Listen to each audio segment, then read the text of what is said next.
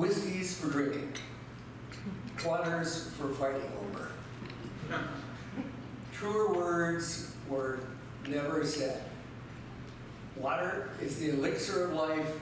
It makes everything happen, from the Nile Delta floods that made Egypt one of the great empires of the ancient world, to America's amber waves of grain.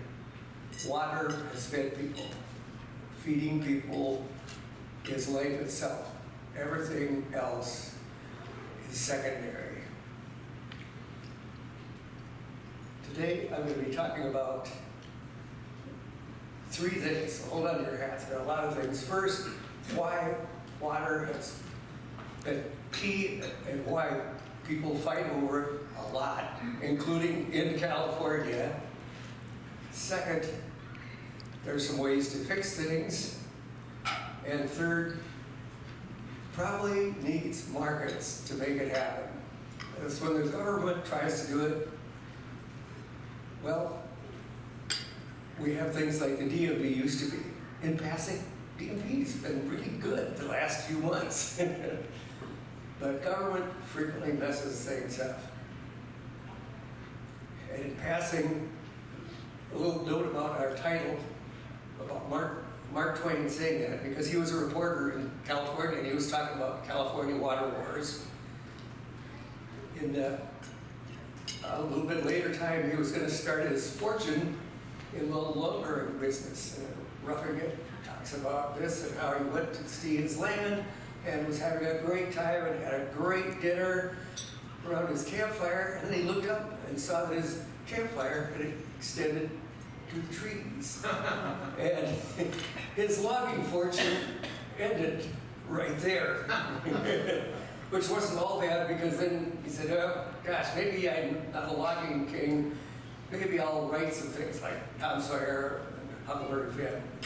So that worked out good. But the point is, people want to get rid of water in the spring. Oh, we got too much, it's a flood, it's a flood. And then in the fall, there's fires. They said, we need water, we need water. A little history on this. I kind of got into the writing business as I was retired about 2019. Somebody came up with the Green New Deal. That was a resolution in the House of Representatives. Of course, it was just a short thing, no dollars and cents. But people had estimated on it, said it might cost $23 trillion. That's trillion with a T. So I said, well, fixing stuff like that, that sounds like a good idea. Maybe I could come up with a better Green New Deal that wouldn't cost quite as much. So I got into doing things, and it was kind of a researching project, and I put it down like, oh, this works, this works. So it was kind of big and nasty. This is a Save the World Before Breakfast, a better Green New Deal, 400 and some pages long. And as I was working on it, I said, wait a minute, how about agriculture might be the best thing to do. There's so many things.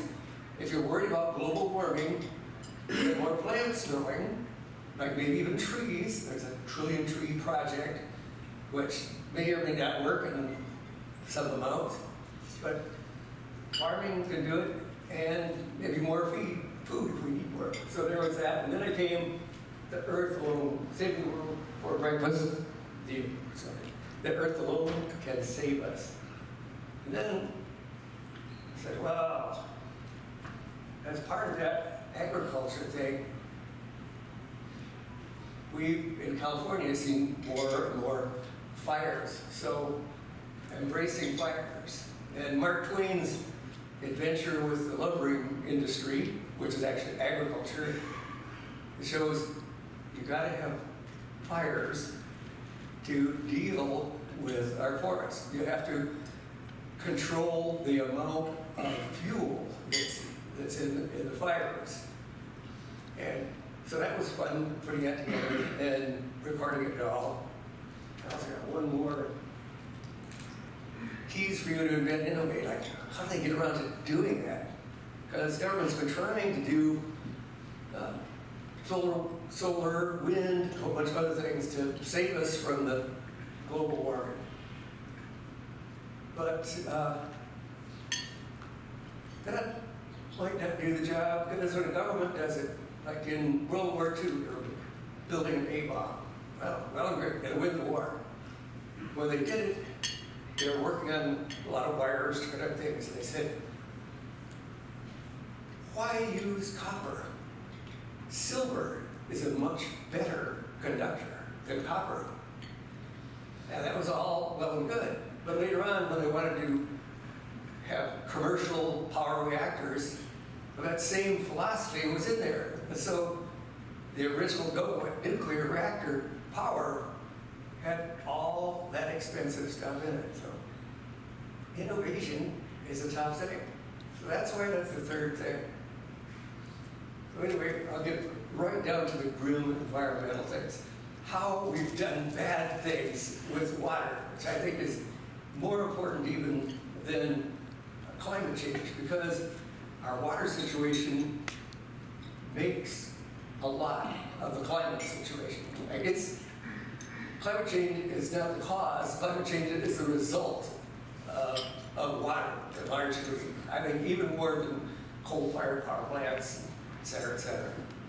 We can start with the Pasadena area. Back in the California days, there was a river that ran down the hill and a grain mill powered by a water wheel into a lake a little bit to the south. Well, that river and that lake are gone. They're now houses and a park down in San Marino. The water that used to be in that lake all goes through storm drains out to the ocean, and we don't have it. So, what do we do about that? Well, when we don't have enough water, hey, steal it from the neighbors. There was a happy valley called Owens Valley, way up on the east side of the Sierra Mountains. And the Owens Valley had a big lake and ranches and things. And William Mulholland came around and said, you know, I'd like to buy this cattle company. I'd like to buy that.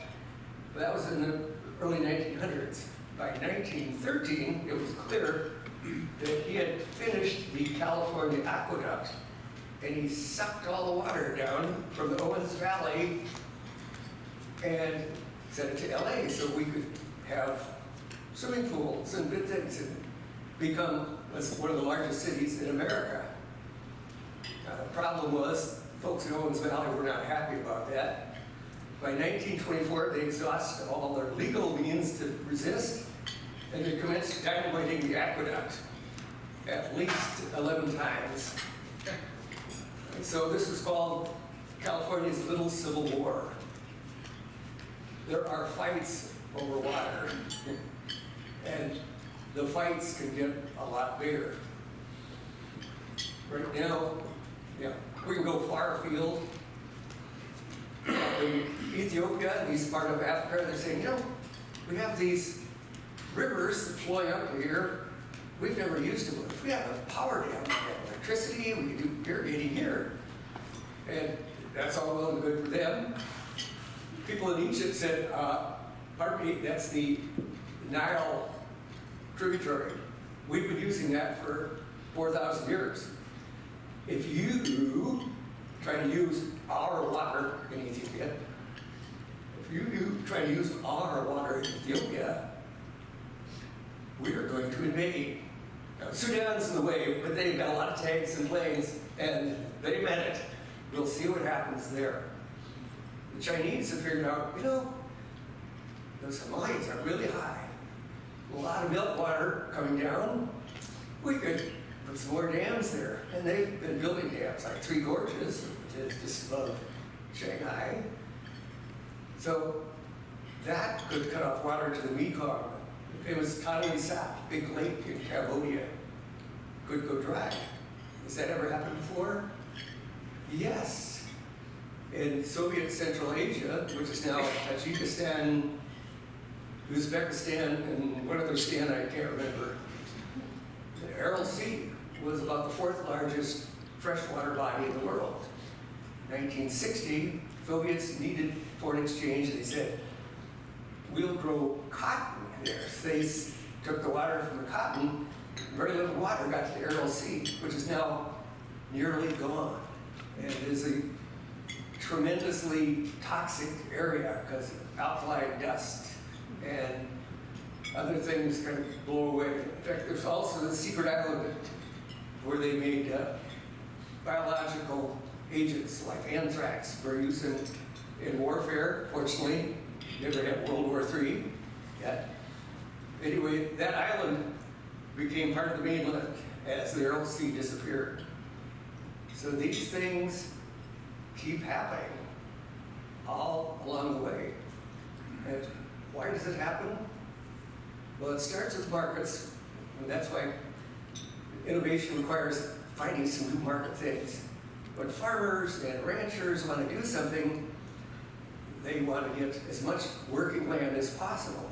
And like maybe you might have heard of, let's see, swamps, fens, bogs. Anybody got some other names of watery places? Wetlands? Wetlands, there we go. I shall.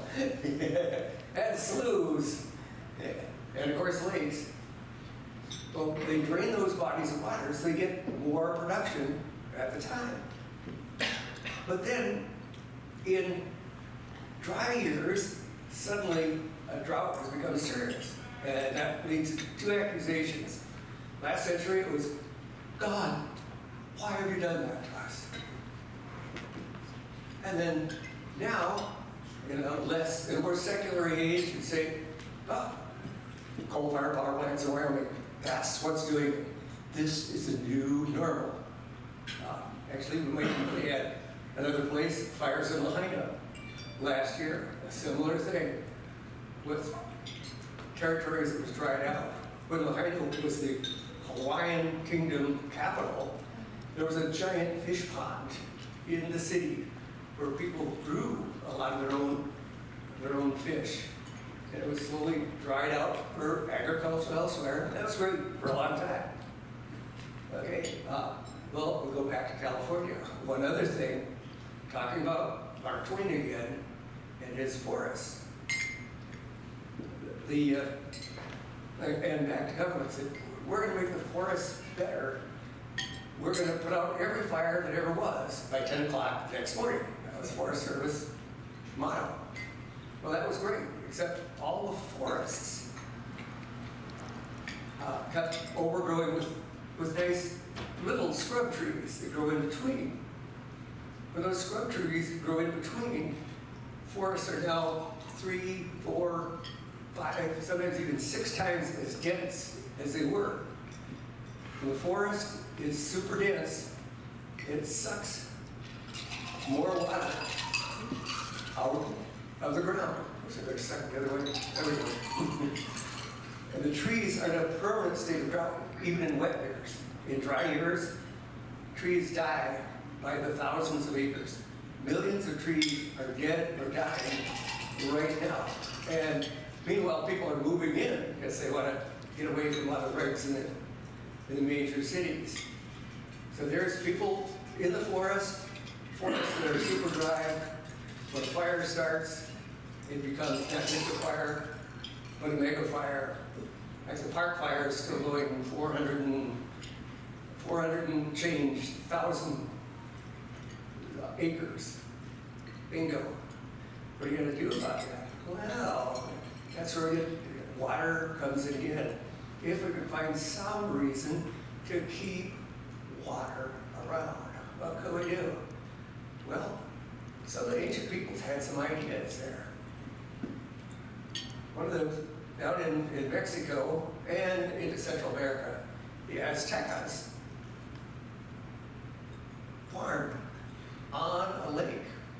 They would build little dikey areas and have willow trees going on the edges to put water or put dirt in soil, and they would plant there. They even had little rafts. It's called chinampas for things. And they had some of the best production of food around that allowed them to romp and stomp on neighbors. In fact, they were in the process of conquering most of Mexico and down into Central America when the Spaniards arrived. Ruined their whole day, you know. That's what happens when you can't control immigration. Boom. Well, that's something that might be done somewhat again. Now, in other places, still to this day, Chad, another lake that's in danger because its water is being taken for irrigation, Chad in Africa, there's algae, and women come with their buckets, and they get algae, pour it out on the ground, it evaporates, they cut it into squares, sell it in the marketplace. Similar loaves of algae bread were apparently being sold in the Mexico City markets. Although it was a Pinochlin, I believe, was the name at that time. So these are plant agriculture things that could be done with modern technology to make it work in a big way. And I'll add another one. There's a plant called mosquito fern or zola. And East Asians have been using it for centuries. And they would put it in rice fields, and it would grow amongst the rice, and it would also suck nitrogen down from the air. It would fix nitrogen. And you could eat some of that. And they would raise fish along the way. So when everything was drained, they got their fish harvest at the end of the long. And then the rice kept growing and was harvested. So they got 2 harvests. Well, and the Japanese fellow wrote The Power of Duck, talking about his farm, where he added ducks to the equation. Not too big of ducks, just the right size. And those ducks paddle around, they eat some of the azolla, they eat snails that attack the rice plants. And as they're paddling around, they stir up nutrients. So the more crustaceans can also be harvested, and the plants are protected and whatnot. So it's got, it's a triple threat for doing production. Now the issue is getting it so it isn't labor intensive as the power duck in Japan is. So that is the thing to do. And along the way, if global warming, the danger is nearly as big as they think it is, azolla plants 49 million years ago stopped global warming. That was when the North Shore of Alaska had the climate roughly of Florida. Giant snakes, alligators, giant turtles, the offshore. But in the summer, a large amount of fresh water would go on the top. These azolla plants could live on the ocean. They formed giant mats. When the winter came, the azolla died, went down to the bottom. That's where our oil, gas, and coal in the Arctic came from those azollas. And at that time, when that started, it was 2,000 parts per million of CO2. But it started going down seriously then, and that led to our present condition now, which is not, not a hot climate. We're actually still in an ice age slightly. Global warming might eventually get us to something similar, and we might need some of those azollas. Now, I'll go to number 3, the hardest part of anything. Getting people to change. As we used to say at JPL, technology is easy. People are difficult. people wanted to do the same thing all the time. I had a high school teacher who was in Okinawa after World War II. And he was a private, had arrived late in the war. His job was to guard thousands and thousands of Japanese prisoners. And they had a problem. These Japanese prisoners that had gone toe-to-toe with the U.S. Navy, U.S. Marines for 3 years in the Pacific were starving to death because they didn't like those incredibly bad American foods. Mashed potatoes, corn on the cob, hamburgers. It was awful. So, the privates were sent around with their tray of food, filled up with food. They would eat some and say, good. They'd go out a little more, eat some more, good. Well, similar things, hard to do. If we're going to do, so it'd essentially be an entirely new kind of agriculture. Now, how do you get that to happen? Number one, you got to start your, oh, it's only 10? Oh, great. Well, let me tell you about the war, Civil War. No. The handy thing about, or important thing about innovation is, it's hard to start big. It's like, well, here's this new plan. It'll only cost a couple billion to start. And then, like, well, okay, don't call us, we'll call you. How are we going to do that? There's a lot of ways that azolla or the duckweed or water hyacinths, which are frequently called weeds now, these plants are as productive, and azolla is more productive than corn as far as producing usable food. It's high protein.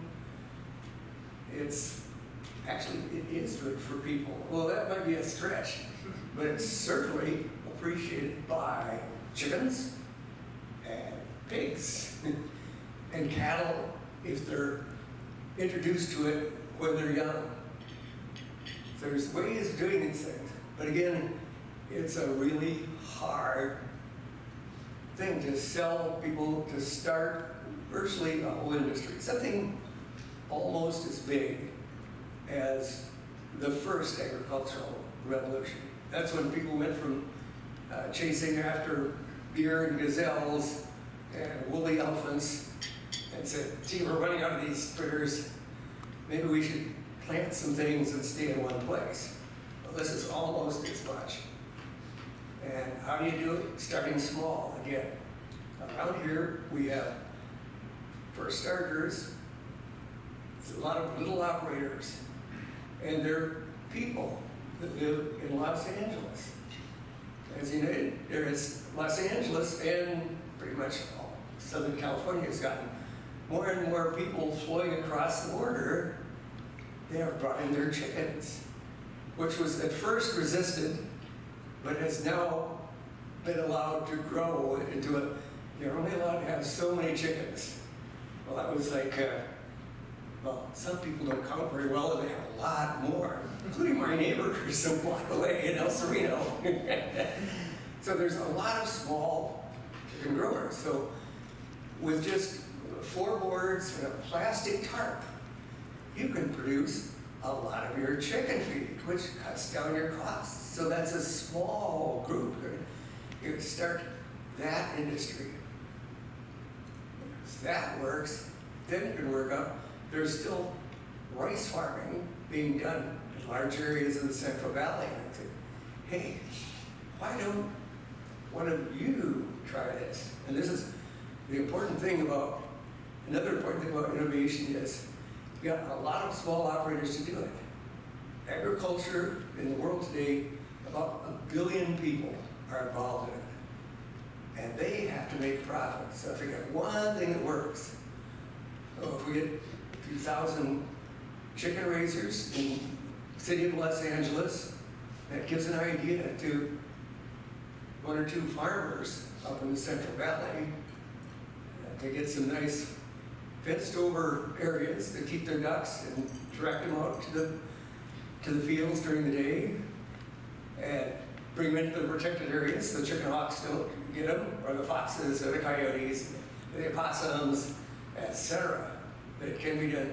If that works, then we could go for a considerably larger number of places.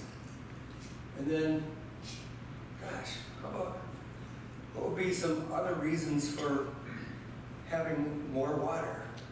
How about the idea of sponge cities, which surprisingly came, Chinese had ancient technologies, they also had a new one. Because Chinese city planners came up with the idea that if you have areas where water can settle in, number one, it increases your water table, which has been going down seriously. That's another issue where we've been sucking water for 100 years since we had really powerful pumps for the first time. Well, a sponge city will stop a lot of floods. It will even slow down a flood, even if it doesn't stop it. And it can be decorative. Most important, it gives a good reason to not have houses right by levees. So, boom, that is an important thing to do. Because, for instance, 1860, there was not drought, but one of the biggest floods in historic times for California. And I'll just talk about Sacramento, although some areas in what are now cities in the Los Angeles basin were underwater for a couple weeks. But in Sacramento, in a 2-month period, about 10 feet of equivalent water in snow and rain fell in the mountains upriver. So in January and February, suddenly Sacramento was underwater. They called it Venice West. At one point, the levee broke upstream, and the whole city was higher water than in the river. They had to break the levee to get out. After that, they built bigger levees with coolie labor, plans lost, if ever there were plans. We don't know what would happen if with those levees, if we had a similar flood again.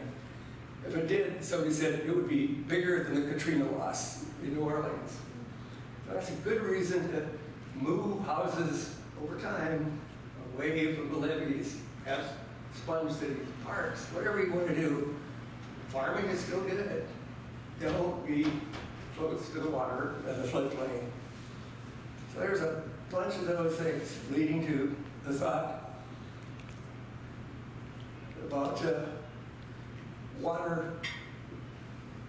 I forgot. This was the last thing I heard finish it. The one thing, forests, if you put some water up along road lines and use agrivoltaics, solar cells, and you can get some shaded things. You can grow tomatoes and peppers a little better with some shade. You can have an area that would be a fuel break to slow down some of these terrible fires. You can do even better. Solar power is only good so many hours a day, and it overproduces many times. They throw that power away now. You can use that to pump up some of that water and put ponds along the way. Can you remember those chinampas? You can do that there, and those ponds can be water reservoirs for fire crews coming around and fighting the fires. There's a zillion of those things, and this is just a start on it. But it gets slowed down at night, because I won't go that far. Just say water and fire will not be for fighting over. If you do it right, water and fire can be embraced. Because if you have fire break, good fuel breaks along the lines, you can more safely do your fires, which the Native Americans did for thousands of years. And that's part of why we have huge things. So embrace water, embrace fire, go to some new technologies.